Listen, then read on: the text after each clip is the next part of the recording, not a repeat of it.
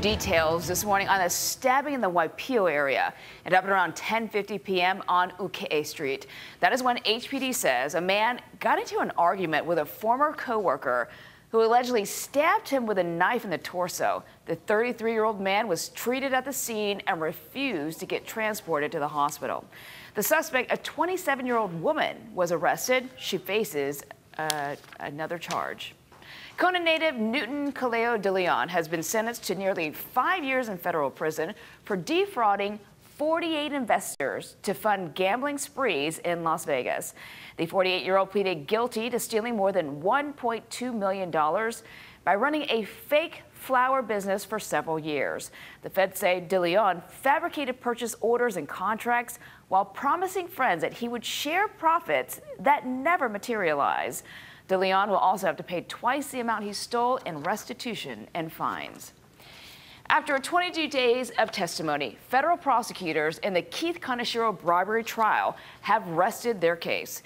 Their final witness, Loris Otsuka, took the stand yesterday. The FBI accountant testified about bank deposits and campaign donations to the former city prosecutor. Now, she showed the jury checks that were sent to political campaigns from people who said they had never made those contributions.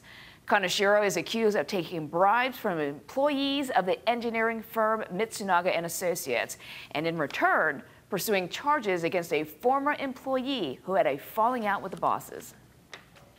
Prosecution always wants to end strong, and while numbers may blur everybody's eyes once in a while, this kind of summary witness who can really pinpoint how money was donated, who donated it, and versus bank accounts that didn't have the money in it, very powerful for a jury.